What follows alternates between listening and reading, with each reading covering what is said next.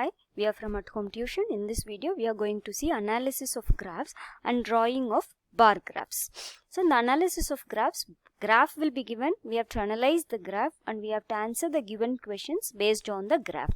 And in drawing of bar graphs you have to draw based on the given question. Analyzing the question and then we have to draw the bar graph for the given question. First question is, what is the information given by the double bar graph? So, solution. Now, we will analyze the double bar graph given. So, in the double bar graph, various subjects are represented in x-axis and marks obtained by a student in two different subjects against two different years as given in the y-axis. So, the subjects are Maths, Social Science, Science, English and Hindi. And for the two different years, the blue column represents the year 2005 to 2006 and this orange column represents marks scored in the year 2006 to 2007. So, the first bar shows mark obtained in Maths in the year 2005 to 2006, that is 30, and mark obtained by the same student in the next year, that is 2006 to 2007, in the same subject mathematics is 60. So, similarly in social science, he got 50 in 2005-2006 and then 55 in 2006 and 2007. Same way for science, he got 40 in 2005-2006 and in 2006-2007 he got 45. And then in English, he got 45 in 2005-2006 and then he got 40 in 2006 and 2007. If you go for the next subject, that is Hindi, he scored 60 marks in both the year 2005-2006 and in 2006 and 2007. So, these are all the information we have gathered from the given double bar graph. The next question is, in which subject has the performance improved the most? So, you have to analyze the given bar graph. So, first subject is Maths. He scored 30 marks in the year 2005-2006 and 60 marks in the next year 2006 and 2007. So, there is a difference of 30 marks in both the years.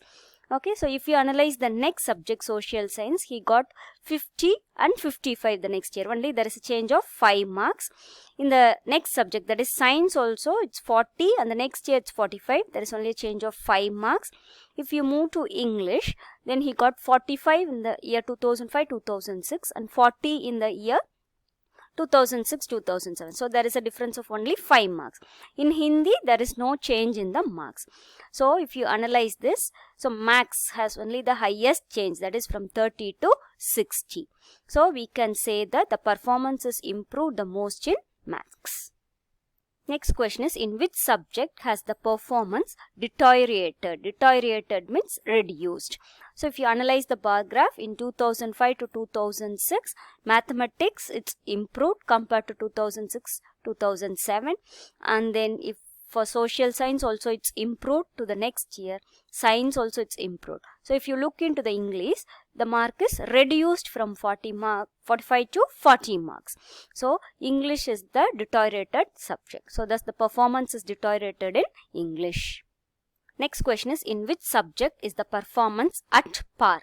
At par means equal, that is there is no change. So, if you look into all the subjects, Maths there is a change, Science there is a change, Social Science there is a change, English there is a change. So, there is no change in the subject Hindi. So, he got 60 marks in both the year 2005-2006 and 2006-2007. So, thus the performance is at par in Hindi. Next question is, draw an appropriate graph to represent the given information. So, the given information is month from July to December and the number of watches sold, that's from July to December. In July 1000, in August 1500, September 1500, October 2000, November 2500 and December 1500.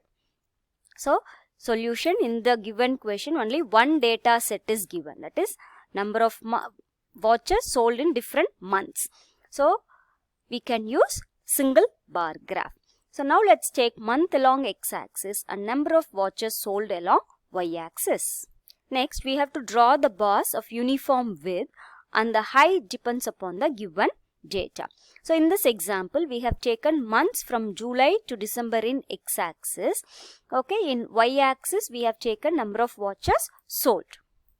Now we have to look into the given data and we have to analyze the values to be taken in y-axis. So now if you look into the data, that is what is given, number of watches sold is given. So the values are 1000, 1500, 2000 and 2500.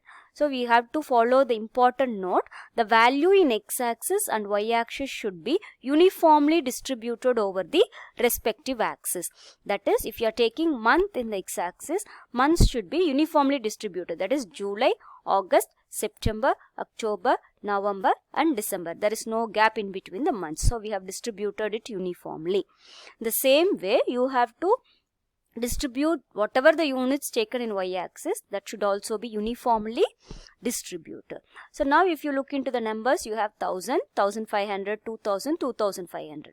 So now we can take the y-axis values in the units of 500 each, because we have 500s in between. So if you take 500 for each unit, then it will be easy for drawing the bar graph. So I have taken from 0, the next unit is 500, the next is 1000, in 1500, then 2000, then 2500.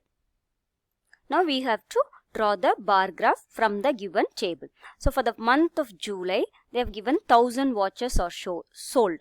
So now we have marked the line on the 1000. So the width of this bar should be uniform for all the months. So for July, 1000 watches are sold. So we have drawn a bar like this for the month of July.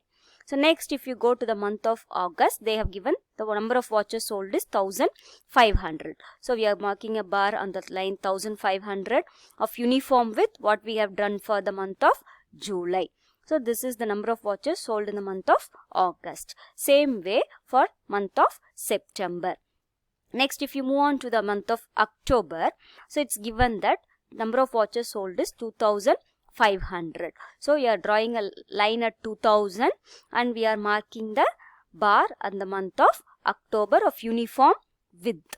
Okay, next they have given for the month of November, the number of watches sold is 2500. So we have to mark a line at 2500 against the month November. So width of this bar should be equal.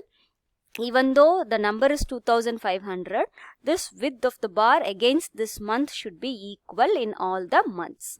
Okay, so next in the month of December, they have given the number of watches sold is 1500. So we are marking a line at the line 1500 with the uniform width of bar.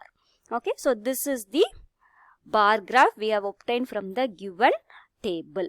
Hope you have understood both the questions well. Thank you for watching the video.